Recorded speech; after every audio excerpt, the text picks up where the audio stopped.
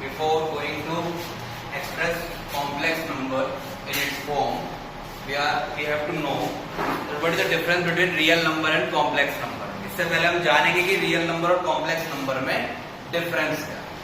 तो कोई बताएगा आप में से कि रियल नंबर और कॉम्प्लेक्स नंबर में क्या डिफरेंस हो सकता है? रियल नंबर क्या होते हैं? जिनको हम नंबर लाइन पे प्लॉट कर सके. अभी भी 9th क्लास की डेफिनेशन चल रही है. यस.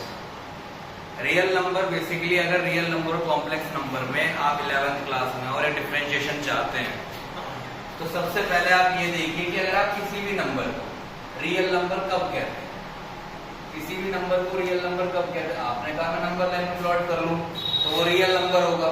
लेकिन बेसिक डेफिनेशन एक और कहती है कि अगर किसी भी नंबर का कोई भी, चाहे वो नंबर इंटीजर हो, रेशनल हो, इर्रेशनल हो, नेगेटिव में आपको दे रखा है कि -√2, आपको दे दिया मैंने 3/√2, कोई भी नंबर आप उठा लीजिए, इसे आप रियल कहते हैं. अगर आप उसका स्क्वायर करते हैं, किसी भी नंबर को लेकर आप उसका स्क्वायर किया और स्क्वायर करने के बाद यदि आपके पास एक पॉजिटिव वैल्यू आ रही है तो उसे हम रियल नंबर कहते हैं. क्या कहते हैं? उसे हम real number. But number like this, जहां पे √-1 जैसी वैल्यू आ रही है, कैसी वैल्यू आ रही है? √-1, √-2. अगर आप इस नंबर का स्क्वायर भी करते हो तो आपको वैल्यू बची -1. इसका स्क्वायर क्या, वैल्यू बची -2. ऐसे नंबर जिनका स्क्वायर करने पर नेगेटिव वैल्यूज आए उन्हें हम क्या कहते हैं? Complex number. जिनका स्क्वायर करने पे पॉजिटिव वैल्यू आती है वो रियल नंबर, जिनका स्क्वायर करने पे नेगेटिव वैल्यू आती है वो कॉम्प्लेक्स नंबर. अब एक बात बताइए कि अगर मैं पॉलिनोमियल में बात करूं कि मुझे कॉम्प्लेक्स नंबर की नीड क्या थी, हमें कॉम्प्लेक्स नंबर की नीड क्या थी, जरूरत क्या थी, क्यों कॉम्प्लेक्स नंबर निकाले गए? तो सबसे सिंप्लीफाइड वे है कि मैं आपको एक इक्वेशन देता हूं x² - 1 = 0. अब आपसे कहा गया कि इसका सॉल्यूशन फाइंड करो. इसकी डिग्री कितनी है? 2. इसके सॉल्यूशन भी कितने होंगे? x + 1 x - 1 = 0, so x = 1, -1. कितने सॉल्यूशन हुए इसके? 2. 1, -1. अब इसी तरीके से मैंने आपको दे दिया x² + 1. अब बताइए कि इसकी डिग्री भी कितनी है? 2. सॉल्यूशन कितने होने चाहिए? 2. But it might not be sure कि इसके दोनों सॉल्यूशन रियल होंगे या नहीं. ठीक है, डिग्री 2 है, सॉल्यूशन 2 होंगे. लेकिन मैं बात करूं कि रियल सॉल्यूशन कितने होंगे तो आप एग्जैक्टली नहीं बता सकते कितने होंगे. तो यहाँ पे हमारे ये हो गया जी हमारा x² = -1. हमने अब तक क्या पढ़ा है कि किसी का स्क्वायर नेगेटिव नहीं हो सकता, और अगर किसी का स्क्वायर नेगेटिव हो रहा है तो वो रियल नहीं है, वो है कॉम्प्लेक्स, इमेजिनरी. x की वैल्यू क्या है? स्क्वायर हटाएंगे तो ±√-.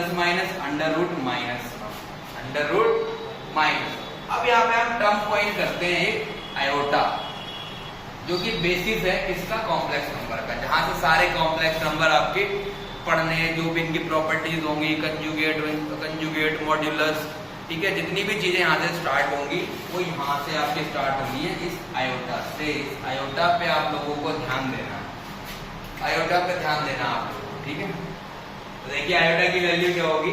√-1. हम आयोटा से अपने बेसिस को स्टार्ट करते हैं कि before going to complex number, और हमें कॉम्प्लेक्स नंबर के लिए कुछ बातें पता है, कुछ बातें हम लेट करते हैं. लेट करा हमने कि कहाँ भी कहीं ऐसी वैल्यू आएगी, तो मान लीजिए आपका यार -2 को क्यों नहीं लिया? तो हर चीज हम यूनिटी से स्टार्ट करते हैं. कहाँ से स्टार्ट करते हैं? यूनिटी से. अगर आपके पास -√2 लिखा है तो आप इसे लिख सकते हो -1 × 2, that will be equal to -1 √-1 × √2. अब यहाँ पे √-1 की वैल्यू क्या है? आयोटा. ये हो गया आयोटा.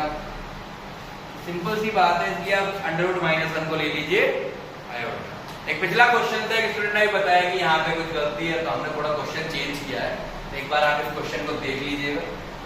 ठीक है, स्क्वायर करके पॉजिटिव आना चाहिए. वहां पे हमने 3 का स्क्वायर 9 नहीं लिखा था, इसलिए हमने क्वेश्चन चेंज किया. एक बार तो देख लें.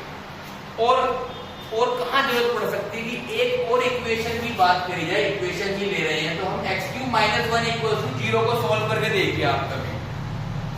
तो आप जब इसे फैक्टराइज करोगे a³ - b³ लगा के, फैक्टर क्या होंगे इसके? a - b, another bracket x² + x + 1 = 0. जब आप इसे 0 के इक्वेट करोगे तो एक सॉल्यूशन तो आ गया आपका 1. अब दूसरा सॉल्यूशन निकालिए, x² + x + 1 = 0.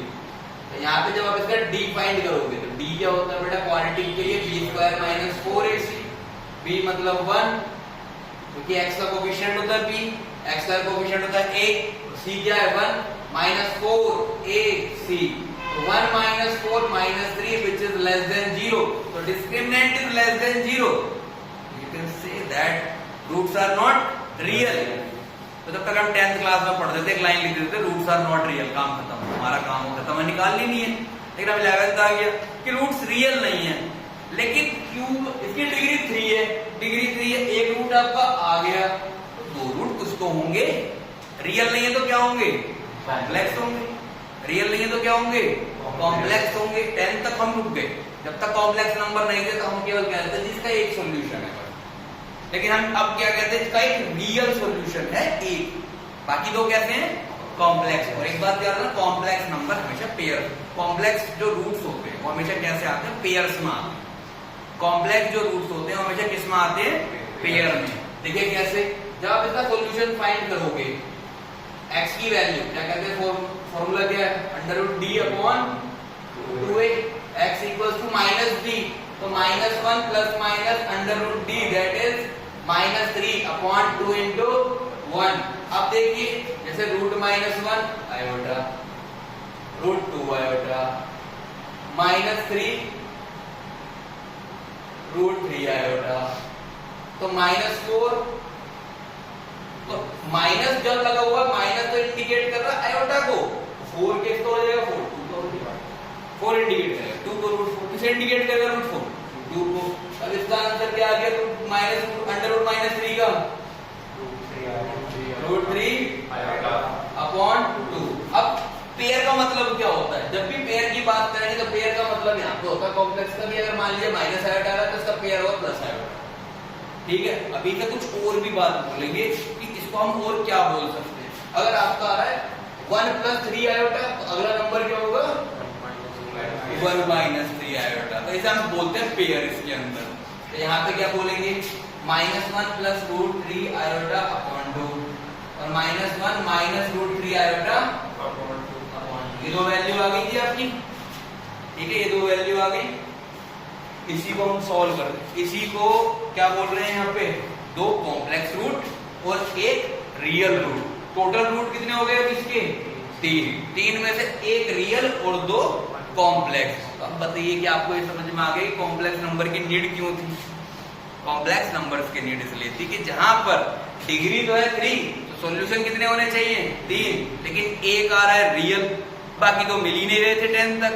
तो 11th में आके क्या मिले वो, कि वो जो है रियल सॉल्यूशन नहीं है, वो क्या सॉल्यूशन है, कॉम्प्लेक्स। आगे चलने से पहले हमने देखा अभी कि x³ - 1 इसकी डिग्री 3 थी, तो 3 रूट होंगे इसके। अब हम आयोटा को थोड़ा डिस्कस करते हैं कि आयोटा बेसिकली हम इसको आयोटा के क्वेश्चंस को कैसे सॉल्व करेंगे आगे, और क्या क्या हो सकता है। जैसे आयोटा बेटा आपका आ रहा है अंडर रूट माइनस, तो आयोटा स्क्वायर क्या आएगा, माइनस, आयोटा की पावर 3 क्या आएगा, माइनस आयोटा। कैसा आया, जैसे आपका आयोटा स्क्वायर -1 है, तो इसी में आप दोनों साइड आयोटा की मल्टीप्लाई करें, तो iota square into iota, iota की power 3 and -1 into iota minus iota. अब आपके पास आ गया आयोटा 4, फिर से आपने आयोटा की मल्टीप्लाई करी, इधर भी करी, तो ये क्या होगा, माइनस आयोटा इनटू आयोटा, क्या हो गया आयोटा स्क्वायर का -1, ऑलरेडी यहाँ माइनस लगा हुआ है, आयोटा 4 की पावर, आयोटा की पावर 4 क्या होगा 1। तो आपको बस ये 4 याद रखने, आयोटा अंडर रूट -1 ये कहीं यूज होता नहीं है, ये तो बस देखना है कि कहीं अगर रूट के अंदर माइनस लगा हुआ है तो आयोटा में कन्वर्ट कर दो बस। आयोटा स्क्वायर -1 ये बहुत ज्यादा यूज होता है, और एक ये भाई ये दोनों तो आपको रटे हुए होने चाहिए, आयोटा स्क्वायर -1 आयोटा की पावर 4। तो आपको अब एक चीज देखनी है कि जहां कहीं भी आयोटा की पावर 1, आयोटा की पावर 5, आयोटा की पावर पर 5 और 5 ऐड हो रहे हैं, आयोटा की पावर 9, आयोटा की पावर 13, आयोटा की पावर 17, आयोटा की पावर 21, और बैक में चलोगे तो बैक में क्या लिखोगे इसे, बताइए जरा, बैक में क्या लिखेंगे, आयोटा की पावर -3, आयोटा की पावर -7। इस तरीके से अगर कहीं लिखा है, ऐसे हम क्या बोलते हैं, आयोटा की पावर 4k + 1, क्या यहाँ पे k की वैल्यू इंटीजर को रिप्रेजेंट करती है, k की वैल्यू चेंज करते रहो, इन सब का आंसर होता है आपका आयोटा, इन सब का आंसर होता है आपका आयोटा। अगर जैसे मैं अगले की बात करूं कि आयोटा स्क्वायर से शुरू किया, फिर आयोटा 6, आयोटा 10, आयोटा 14, आयोटा 18, ये सब अगर चलते रहे 4 के डिफरेंस और बैक में चलेंगे तो आयोटा की पावर -2, आयोटा की पावर -6, आयोटा की power -10 and so on, just like that चलते रहे। इनका सबका आंसर होता है आयोटा स्क्वायर और किसके इक्वल होता है? -1 के इक्वल होता है। अब iota cube, iota 7, iota 11, iota 15, iota 19 और बैक में अगर चलूं तो आयोटा -1, आयोटा -1 हो गया, iota -1, iota -5, iota -9 and so on. इसको क्या लिखेंगे? इसको लिखेंगे आयोटा क्यूब जो कि किसके इक्वल होता है? माइनस आयोटा के। और चौथे पर अगर आ जाए तो आयोटा 4, आयोटा 8, यहाँ पे आयोटा की पावर 0, किसी की पावर 0 1 होगा, iota 0, iota -4, iota -8, iota 12 and so on. इसको क्या लिखेंगे?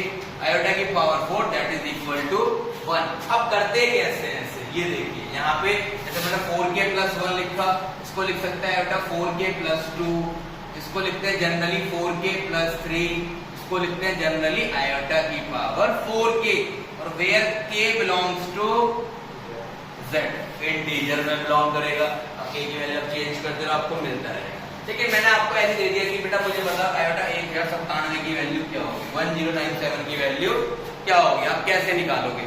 तो आपको कुछ नहीं करना, एक सिंपल सा फॉर्मूला लगाना। आपने सब में देखा कि 4k 4k 4k और यहाँ पे भी 4k, ठीक है। सब में 4 से डिवाइड करने के बाद +1 बच रहा था, तो देखो 4k से डिवाइड आयोटा 4k + 1, अगर ऐसी कोई भी टर्म है तो 4k + 1 क्या होगा? रिमाइंडर। रिमाइंडर कैसे लिखता हूं? a = bq + r। आपको अगर याद हो तो कोई भी अगर नंबर है, ये अब उसको डिविडेंड, जैसे या क्या आपका डिविडेंड, डिवीजन, क्वेश्चन, रिमाइंडर, ठीक है। उसको डिवाइड करने के बाद कंप्लीटली रिमाइंडर बच रहा है क्या उसका? यहाँ पे 1। देखिए यहाँ पे आपने लिखा 4k + कोई भी नंबर था, आपने तो 4 के मल्टीपल में, और यहाँ पे रिमाइंडर क्या आ गया? 1। सपोज दैट नंबर था आपके पास 17, क्या था आपके पास नंबर? यहाँ पे मैंने लिखा 17। 17 को क्या लिख सकते हो? 16 + 1, तो 1 यहाँ आ गया। इसका मतलब इसने क्या यूज करा है? यहाँ पे रिमाइंडर यूज करा। क्या यूज करा है? यहाँ पे रिमाइंडर यूज करा है। देखो यहाँ पे 4k + 2 था, क्या यूज किया इसने? रिमाइंडर यूज किया। 4k + 3 था, क्या यूज किया इसने? रिमाइंडर यूज किया। यहाँ 4k था, बेसिकली बात करी जाएगी तो 4k के आगे रिमाइंडर 0 है, लेकिन अगर मैं 4k + 4 लगाऊं तो क्या अच्छा लगेगा? ये 4 से डिवाइड ही हो रहा है, 4 से तो डिवाइड ही हो रहा है, तो कहीं भी 4 आता तो वहां पे क्या लिखते हैं? डायरेक्ट हम 1 क्या लिखते हैं? डायरेक्ट यहाँ पे आंसर 1। तो आयोटा की पावर 0 के इक्वल मान लो चाहे इसे, या आयोटा की पावर 4 के इक्वल मान लो। तो मतलब ये कि 4 के मल्टीपल जहां भी आते रहे तो उसे क्या लिखोगे? इस तरह 4k + 4 डाल लो या 4k डाल लो। आयोटा 4k जनरली लिखते हैं, आयोटा 4k कहीं भी आ रहा होगा तो क्या लिखेंगे? इसे 1। अब आपके पास 1097 है, तो सबसे पहले आपने 4 से डिवाइड करिए। 4 से डिवाइड करने के बाद जब तक रिमाइंडर बचेगा वो आंसर होगा। तो क्या बचा इसका रिमाइंडर? आयोटा। ठीक है, समझ में आ गई बात? अब एक क्वेश्चन आपके एनसीईआरटी का ऐसे करिए, आयोटा 9 + आयोटा 19, आयोटा 9 + आयोटा 19, इसे कैसे सॉल्व करोगे? आयोटा 9, सबसे पहले आपके सामने आयोटा 9, तो इसकी पावर को 4 से डिवाइड करो, ये बचेगा आयोटा। रिमाइंडर क्या बचेगा? 1 तो आयोटा। इसका रिमाइंडर क्या बचेगा? अभी आयोटा क्यूब की वैल्यू, आयोटा 3 की वैल्यू कितनी है? आयोटा की पावर 3 की माइनस आयोटा, तो आंसर क्या बचा इसका? 0। तो ऐसे क्वेश्चन समझ में आए। अभी एक बात और याद रखनी है, जब हम पहले एक्सरसाइज को कर रहे होंगे 5.1 को, तो 5.1 में हमारे सिंपलीफाई वाले क्वेश्चन है। कैसे क्वेश्चन है हमारे? सिंपलीफाई वाले। सिंपलीफाई में हमें बस एक ही चीज को समझना ज्यादा से ज्यादा। अभी हमने जनरल फॉर्म नहीं पढ़ी इसकी, अभी हम केवल क्वेश्चन का आ गए, अभी हम आयोटा को पढ़ रहे हैं। ठीक है, पहली एक्सरसाइज में भी ये वाले क्वेश्चन है कि जनरल फॉर्म कैसे लिखते हैं, रिप्रेजेंट किससे कर रहे हैं। हमने आयोटा पढ़ लिया, पूरा आयोटा रीड कर लिया, अब कॉम्प्लेक्स नंबर कैसा होता है देख, कॉम्प्लेक्स नंबर को डिनोट करते हैं z से। मैं पहले ही आपको बता दूं किससे डिनोट करते हैं z से, इसलिए मैंने पहले पूरा आयोटा वायोटा समझा दिया कि अगर मैं कॉम्प्लेक्स नंबर की फॉर्म को यहाँ लिखता तो फिर होती थी ये बात क्या कि इसे लगाते कैसे हैं, इसे कैसे लगा दिया हमने, तो ये थोड़ा अंतर आ जाता है वहां पे। तो पहले हमने पूरा आयोटा पढ़ लिया कि आयोटा फंक्शनिंग कैसे होती है, आयोटा की काम कैसे करता है, आयोटा क्या काम है आयोटा का, हमने पहले आयोटा देख लिया कि यूज कहाँ होता है, अंडर रूट में कैसे यूज करते हैं, हमने सारा आयोटा के बारे में पढ़ लिया।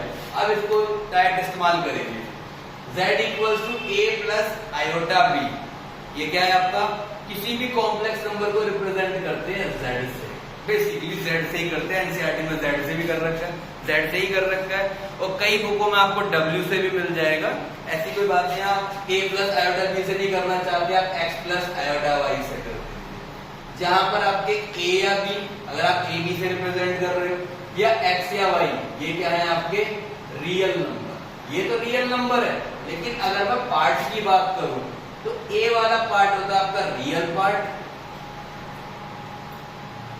और जो आयोटा वाला पार्ट होता है ये होता है आपका इमेजिनरी पार्ट। क्या बोलते हैं इसे, इमेजिनरी पार्ट। अगर मैं बोलूंगा रियल ऑफ जेड, क्या बोला, रियल ऑफ जेड, तो लिखा जाएगा a।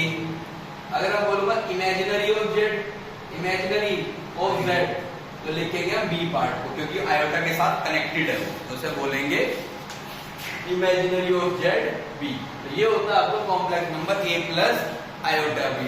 क्या होता है, a प्लस आयोटा बी। इसी के साथ अब एक टर्म आती है कॉम्प्लेक्स नंबर रीड करते हैं हमारी, कॉन्जुगेट ऑफ जेड, और सेकंड आती है मॉड्यूलस ऑफ जेड। ठीक है, कॉन्जुगेट, मॉड्यूलस, ये दो चीजें अगर हम पढ़ने जाएं तो सबसे पहले जरा एक बात को पढ़ लेते हैं, आर्गेंट प्लेन क्या होता है। क्या पढ़ेंगे इसमें हम, आर्गेंट प्लेन कह लो, कॉम्प्लेक्स प्लेन कह लो, इमेजिनरी प्लेन कह लो, तो कैसे पढ़ लेंगे। आपने देखा x आपका रियल पार्ट था और y कैसा था आपका इमेजिनरी। तो कॉम्प्लेक्स नंबर के अंदर आप कोई भी पॉइंट प्लॉट करते हो, तो ये तो हो गई आपकी रियल एक्सिस, क्या बोलते हैं x को, रियल एक्सिस, और y को क्या बोलते हैं, इमेजिनरी एक्सिस। y को क्या बोलते हैं, इमेजिनरी एक्सिस। सपोज दैट आपने कोई पॉइंट प्लॉट कर लिया इस पे p a, b, तो जहां पे आपकी इमेजिनरी एक्सिस और रियल एक्सिस एक साथ आते हैं किसी भी कॉम्प्लेक्स नंबर को इस पे डिनोट करने के लिए, ठीक है, प्लॉट करने के लिए, तो उसे हम क्या बोलते हैं, अपना आर्गेंट प्लेन। अब किसी आर्गेंट प्लेन पर मैं अगर a, b की आपसे कहूंगी कि इमेज निकालनी है मुझे x एक्सिस के थ्रू, किसके थ्रू निकालनी है इमेज, x एक्सिस के थ्रू मुझे इमेज निकालनी है, किसके थ्रू निकालनी है इमेज, x एक्सिस के थ्रू। तो मैं नीचे आ गया, तो यहाँ पे मुझे क्या मिली इसकी इमेज, a, माइनस b। समझ में आ गई बात, इमेज क्या मिली मुझे इसकी, a, माइनस b। अगर कोई कॉम्प्लेक्स नंबर आपको दे रखा है a प्लस आयोटा b, तो कॉन्जुगेट को डिनोट करते हैं बार लगा के। प्रॉपर्टीज है इसकी भी काफी ज्यादा, अभी हम केवल बेसिक कर रहे हैं ताकि हमें बेसिक समझ में आ जाए, उसके बाद हम इसकी वास्ट प्रॉपर्टीज में भी चलेंगे, पहले इसका बेसिक समझ लें। तो कॉन्जुगेट क्या होगा इसका, a minus iota b। Conjugate क्या होगा इसका, a माइनस आयोटा b। बात समझ में आ गई। अब देखिए यहां पर अगर आप बात करोगे इसके पॉइंट्स की, तो रियल पॉइंट्स क्या क्या है इसके, a और ये क्या है माइनस b। क्या है a, ये क्या है माइनस b, और यहाँ पे बात करोगे तो क्या है a, b। यहाँ पे बात करोगे तो क्या है a, b, और यहाँ पे बात करोगे तो a, माइनस b। समझ में आ गई बात, यहाँ पे है a, b, यहाँ पे क्या a, माइनस b। तो देखिए कॉन्जुगेट में b वाले का, आयोटा वाले का साइन चेंज होगा। क्या याद रखना आपको, कॉन्जुगेट में आयोटा वाले का साइन चेंज हो जाएगा। कॉन्जुगेट में साइन चेंज होगा किसका, आयोटा वाले का साइन चेंज हो जाएगा। अब मॉड्यूलस किससे कहते हैं, ठीक है। अब मैं अगर यहाँ पे देखो कॉन्जुगेट के ऊपर फिर से बता दूं, आयोटा का साइन चेंज होगा जो भी दे रखा होगा। अगर कॉन्जुगेट दो बार लग जाएगा तो वो z के इक्वल ही आ जाएगी वैल्यू, ठीक है। अगर कॉन्जुगेट आपका किसी भी कॉम्प्लेक्स नंबर पे ऑड नंबर ऑफ टाइम लग रहा है, ऑड नंबर ऑफ टाइम, तो आयोटा साइन चेंज होगा। लेकिन अगर इवन नंबर ऑफ टाइम लग रहा है तो वही आ जाएगा वापस, ठीक है। मॉड्यूलस किसे कहते हैं, मॉड्यूलस कहते हैं इस ओरिजिन से लेके इस पॉइंट P तक के डिस्टेंस को क्या कहते हैं हम? मॉड्यूलस। किसी भी कॉम्प्लेक्स प्लेन में जो भी आप आर्डर प्लेन, कॉम्प्लेक्स प्लेन, जो भी इसे नाम दे रहे हैं, ओरिजिन से लेके P तक के डिस्टेंस को, ओरिजिन से लेके P तक के डिस्टेंस को हम कहते हैं मॉड्यूलस। क्या कहते हैं? मॉड्यूलस। अब एक बात बताइए जरा, इस मॉड्यूलस को निकालने का तरीका क्या होता है? अगर मैं इसमें लगाता हूं, सबसे पहले मैंने ये ग्राफ बनाया और यहां पर पॉइंट ले लिया P, A, B, यहां से स्टार्ट किया, ये बताइए मुझे ये वैल्यू कितनी होगी? ये x की x एक्सिस पर कितना होगा? a, और y पर कितना होगा जी? ये b। तो मुझे बताओ कि अब जरा इसका हाइपोटेन्यूज क्या आना चाहिए? और इसे हमने लिया क्या है? मॉड्यूलस ऑफ z की वैल्यू क्या होगी? Modulus of z represented by mod z like this, because distance can never be negative, distance कभी भी नेगेटिव नहीं हो सकता, और रूट के अंदर वैसे भी a square plus b square इसे नेगेटिव होने भी नहीं देगा, इसे नेगेटिव होने भी नहीं देगा। दो चीजें समझ में आई कि आर्गेनेट प्लेन क्या होता है, फिर कॉन्जुगेट क्या होता है? कॉन्जुगेट उसकी इमेज को बोलते हैं, कॉन्जुगेट क्या बोलते हैं? इमेज को। अब y एक्सिस क्या इमेजिनरी एक्सिस है, उसकी इमेज x एक्सिस के रिप्रेजेंट में जो भी आएगी उसे हम क्या बोलते हैं? कॉन्जुगेट बोलते हैं। ये याद रखना, सिंपली याद रख सकते हो कि जहां पे हम केवल आयोटा का साइन चेंज करते हैं, जहां पे हम केवल आयोटा का साइन चेंज करते हैं। उसके बाद एक प्रॉपर्टी है जो कि आपकी बुक में भी है, उससे आपके काफी क्वेश्चंस होंगे। इसके बाद हम मल्टीप्लिकेटिव इनवर्स पढ़ेंगे।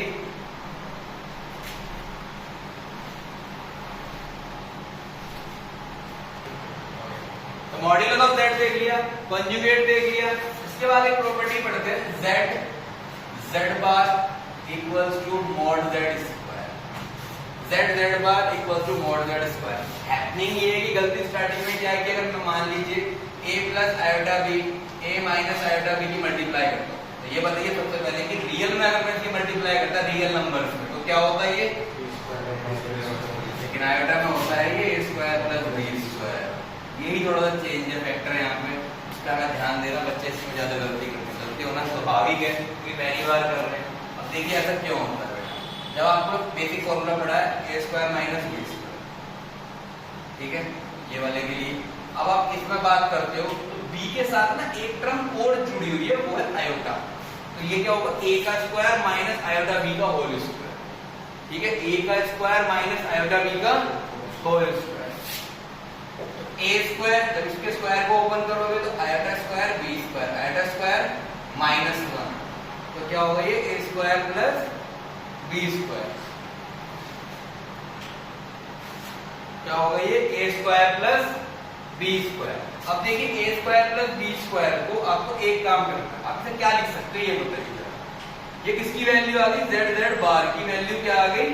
a square plus b square. जब z था आपका a प्लस आयोटा b और z बार मतलब उसका कंजुगेट क्या था? a माइनस आयोटा b, और उसके मल्टीप्लिकेशन z बार की वैल्यू आई आपकी a square plus b square. आप इसे किस तरीके से लिख सकते हो? आप इस पर रूट लगाओ, आप इसके नेक्स्ट लाइन में रूट लगाना, इसमें मत लगा दीजिएगा, और इसका स्क्वायर कर देना। अब मुझे बताओ कि ये वैल्यू किसकी होती है? मॉड्यूलस की। ये वैल्यू किसकी होती है? मॉड्यूलस की, इसके स्क्वायर। ठीक है, अभी बहुत बेसिक प्रॉपर्टी बता रहा हूँ स्टार्ट करने के लिए, जो एनसीईआरटी की पहली और दूसरी एक्सरसाइज के लिए भी काफी है आपकी। इसके बाद हम आर्गुमेंट, पोलर फॉर्म ये सब भी पढ़ेंगे। पहले ये देखिए बेसिक प्रॉपर्टीज बिल्कुल सीख लीजिए। बेसिक क्या, बहुत बेसिक प्रॉपर्टीज है। इसके बाद जो हमारा काम है मॉड्यूलस की प्रॉपर्टी, कंजुगेट की प्रॉपर्टी पढ़ना, ये सब हमारा काम रहेगा। z बार क्या हो गया? मॉड्यूलस ऑफ z का होल स्क्वायर। तो z बार क्या हो गया हमारा? मॉड्यूलस ऑफ z का होल स्क्वायर। ठीक है, अब हम पढ़ते हैं मल्टीप्लिकेटिव इनवर्स। मल्टीप्लिकेटिव इनवर्स, जब आप इनवर्स पढ़ते हो तो इसका मतलब z इनवर्स हो गया। क्या हो गया? ये z इनवर्स। आपने कोई भी कॉम्प्लेक्स नंबर लिया, सपोज दैट हमने लिया a प्लस आयोटा b, मुझसे कहा इसका इनवर्स निकाल दो। a इनवर्स का हम अभी एक फॉर्मूला भी क्रिएट करेंगे। कैसे करेंगे देखिए। z इनवर्स का मतलब होता है 1/z, और 1/z का मतलब हो गया 1/a plus iota b, a minus iota b, a minus iota b। ये कितना हो गया a माइनस आयोटा b। अभी मैंने सॉल्व किया कि a प्लस आयोटा b और a माइनस आयोटा b, ये z हो गया और ये क्या हो गया z बार। कभी भी z और z बार की मल्टीप्लाई होगी तो क्या मिलेगा, मैग्नीट्यूड ऑफ z का होल स्क्वायर। इसका मैग्नीट्यूड क्या होगा a square plus b square. तो जो z का मैग्नीट्यूड के लिए चाहे प्रॉपर्टी लिख भी लीजिए मॉड्यूलस के लिए कि जो मॉड्यूलस ऑफ z का होल स्क्वायर होगा वही मॉड्यूलस ऑफ z बार का भी स्क्वायर होगा, दोनों का सेम ही रहेगा। तो फिर z बार हो गया मॉड्यूलस ऑफ z का होल स्क्वायर, तो ये हो गया आपका a square plus b square. ठीक है, यहाँ से आपकी एक प्रॉपर्टी और निकल के आई कि z इनवर्स को आप डायरेक्ट क्या क्या सॉल्व कर सकते हो, z bar upon magnitude of z का होल स्क्वायर। ठीक है, लिख सकते हो क्या, z bar upon magnitude of z का होल स्क्वायर। अब एक तो क्वेश्चन करते हैं हम जरा इनवर्स के, देखते हैं आपको कितना समझ में आया।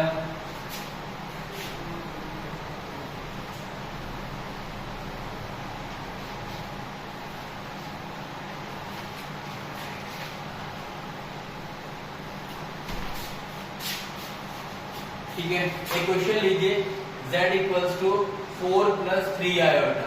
इसका आपको बेटा इनवर्स कैलकुलेट करना है, जल्दी से करिए, वीडियो पॉज करिए। ठीक है, और करिए इस क्वेश्चन को।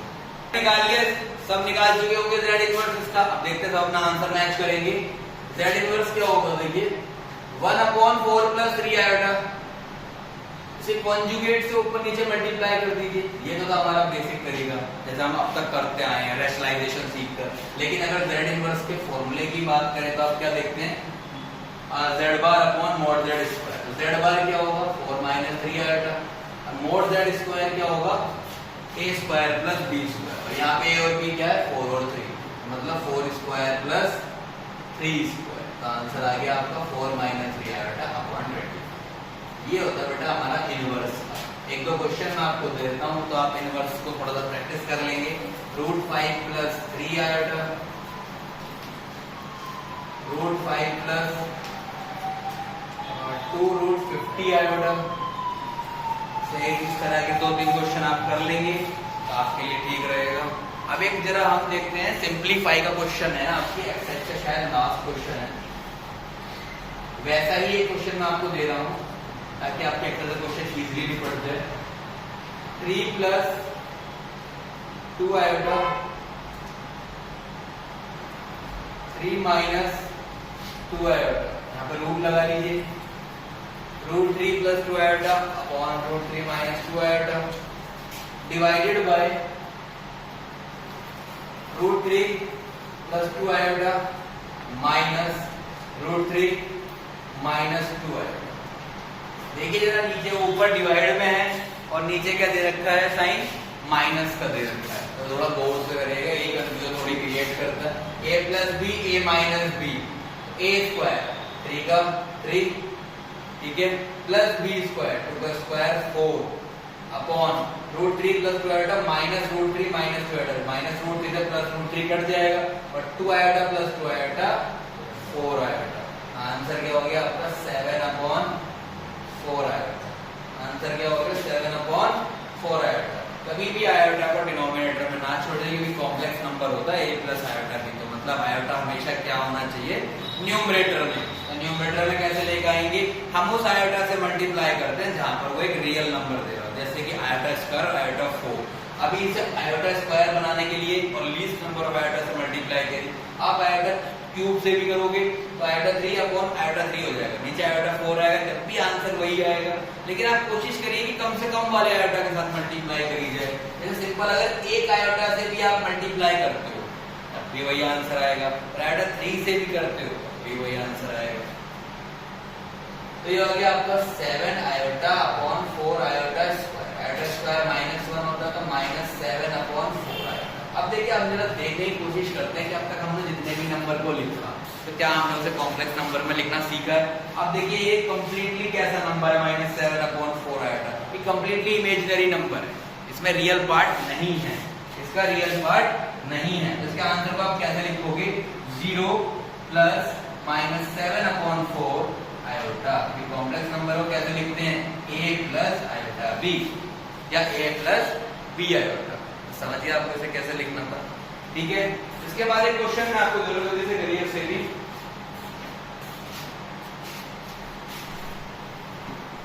कि अगर क्वेश्चन में आपके में रियल पार्ट एब्सेंट है तो उसे जीरो कर देंगे, अगर आपका इमेजिनरी पार्ट एब्सेंट है तो बी को जीरो करेंगे, आयोटा फिर भी लिखेंगे। ठीक है, आयोटा तो जीरो हो ही नहीं सकता, आयोटा जीरो है भी नहीं, क्या आयोटा का जीरो थोड़ी हमने आयोटा माना है, √-1 को माना। तो एक क्वेश्चन लिखिएगा, सिंपलीफाई करना है आपको। 1 माइनस आयोटा की पावर 4, इंपॉर्टेंट क्वेश्चन है। 1 माइनस आयोटा की पावर 4 सॉल्व करिए इसे। 11th क्लास में आप बाइनोमियल भी पढ़ेंगे, जब बाइनोमियल पढ़ चुके होते तो सर 1 सेकंड में कर लेते, अगर नहीं करा तो कोई जाएगा इतने बड़ा है, खेल भी नहीं है।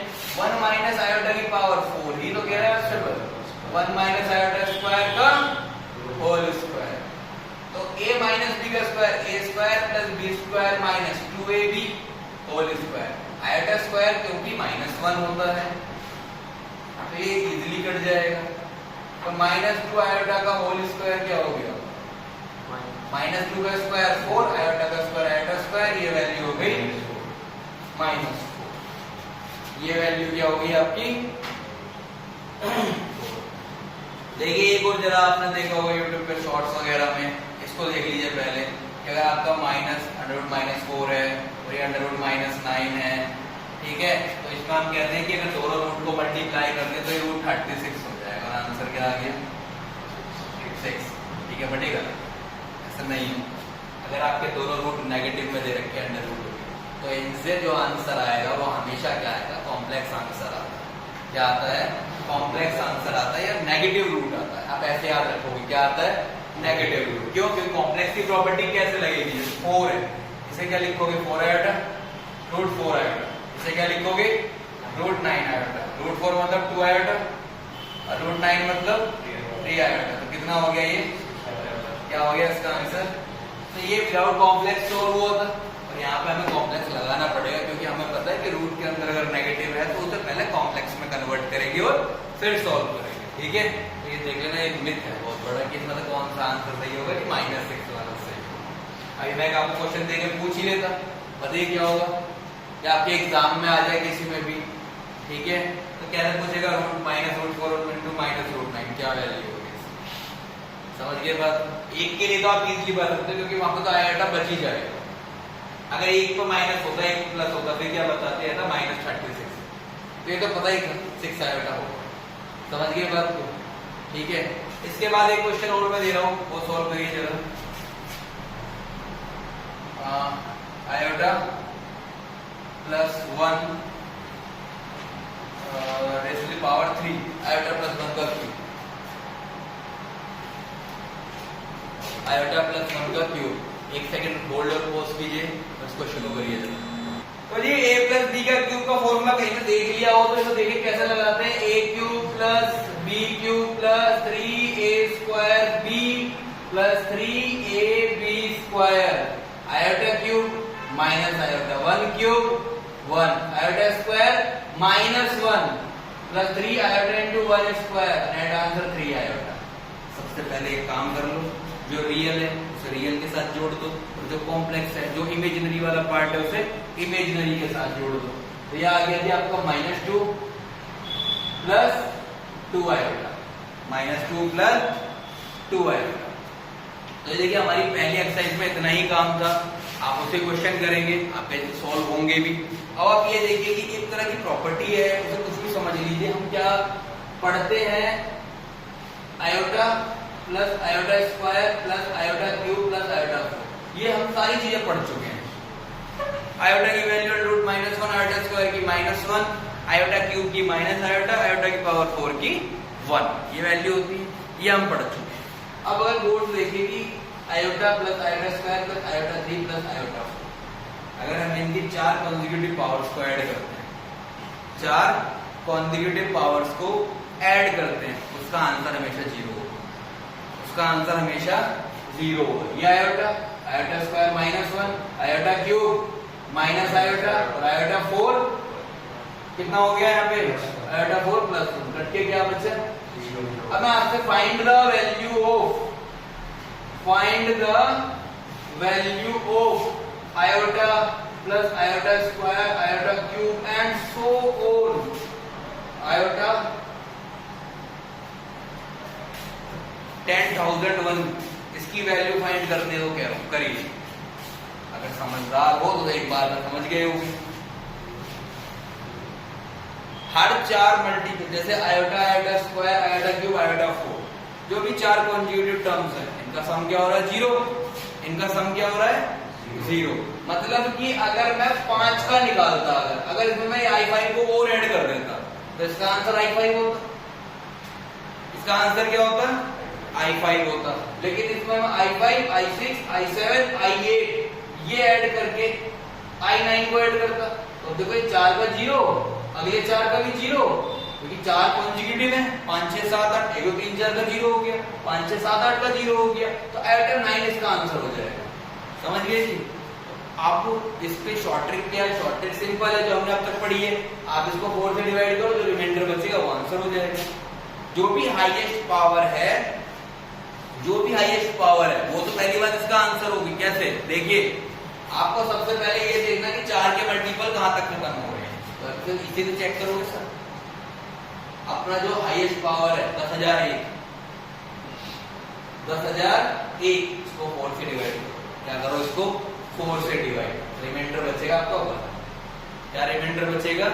1। तो मतलब लास्ट की एक ही पावर, एक ही डिजिट बचेगी। ये जो रिमाइंडर बताता है ये बता रहा है कि यहाँ पे आपकी कौन सी आयोटा की टर्म लास्ट में बचेगी, यहाँ पे आपकी कौन सी आयोटा की टर्म लास्ट में बचेगी। तो जितने भी 4 से मल्टीप्लाई होती रहेंगी वो कटती रहेंगी, तो 4 से मल्टीप्लाई हो गई, ये कट गया, ये 0 हो गया, आयोटा 9 बच गया था। अब जब आयोटा की पावर 10,001 की बात करें, थोड़ा इलस्ट्रेटिव देखिए, iota, iota square, iota cube, iota 4, iota 5, iota 6, iota 7, iota 8, सारे तो नहीं लिखेंगे हम, तो हम लास्ट में पहुंचने जा रहे हैं। लास्ट वाली क्या आ रही होगी term? Iota 999 7, iota 999 8, iota 49 plus iota 10,000 plus iota 10,001। तो जो 4 के मल्टीपल जैसे आयोटा 1 2 3 4 ये 0, 5 6 7 8 ये 0, और लास्ट की 4 भी क्या हो जाएंगी? ऐसे कटती चलेंगी 0। तो यहां से तो हम ये पता लगाते हैं सर कि हमारे पास जो रिमाइंडर आया है, अगर ऐसे सम चल रहा है आपका, तो लास्ट में ये पता लगा सकते हैं कि 4 के मल्टीपल होने के बाद हमारे पास लास्ट की टर्म कौन सी बचेगी? एक टर्म बचेगी लास्ट में। अगर यहाँ पे 2 होता तो कितनी टर्म बचती? 2 बचती, और 3 होता तो कितनी बचती? 3 टर्म बचती। समझ में आ गई बात? ठीक है, तो लास्ट की टर्म क्या बची पहले हमारे पास वो देखो, जो 4 4 4 करके डिवाइड हो गई, उसके बाद रिमाइंडर बचा 1, मतलब 10,000 टर्म तो होगी खत्म। रिमाइंडर बचा 1, तो मतलब लास्ट की एक टर्म बची, और वो कौन सी है? आयोटा की पावर 10,001। अब इसको डिवाइड करोगे 4 से तो फिर रिमाइंडर 1 बचेगा। तो अब अगर ऐसे समझ रहे हो कि डायरेक्ट जैसे आयोटा लिख दे, मुझे तो कोई परेशानी नहीं है, लेकिन इसमें दिक्कत एक हो जाएगी कि अगर मान लीजिए यहाँ पे 1 की जगह 2 होता तो आप डायरेक्ट आंसर को आयोटा की पावर 2 लिखने की कोशिश करोगे, ये गलत हो जाएगा। क्योंकि यहाँ पे मैं बता रहा हूँ ये जो 1 है रिमाइंडर, ये टर्म्स को इंडिकेट कर रहा है। किसे इंडिकेट कर रहा है? कितनी टर्म्स बचेंगी। अगर यहाँ पे 10,002 है तो यहाँ पे 2 टर्म बचेंगी, आयोटा प्लस आयोटा स्क्वायर। ठीक है, 2 टर्म बचेंगी। अभी यहाँ पे मेरे पास 10,001 था तो मैं डिवाइड करा 4 से, कितना बचा? वो आयोटा की पावर 1 रिमाइंडर, तो कितना आ गया आंसर इसका? आयोटा। क्या है इसका आंसर? आयोटा। तो ऐसा क्वेश्चन आपका लग सकता है, तो आपको बस ये याद रखना है कि कोई भी 4 कॉन्जिक्यूटिव मल्टीपल अगर पावर में, इसमें आयोटा की पावर में दे रखे हैं तो उनका नेट सम क्या होगा? समझ में आ गई इतनी बात? ठीक है, तो ये था आज का आयोटा के बारे में, और थोड़ा मल्टीप्लिकेटिव इनवर्स, थोड़ा बेसिक के बारे में, कंजुगेट के बारे में, मल्टीप्लिकेटिव इनवर्स, और आपका मॉड्यूलस के बारे में थोड़ा सा था। कल हम स्टार्ट करेंगे इसकी पोलर फॉर्म को पढ़ेंगे कल, आर्ग्यूमेंट, एम्पलीट्यूड, थोड़ा सा इसे बेटा पढ़ के रखें तो कल आपकी थोड़ी हेल्प होगी। तो कल हम थोड़ा आइलर फॉर्म के बारे में भी पढ़ेंगे। ठीक है, आज के लिए इतना ही, ये पार्ट 1।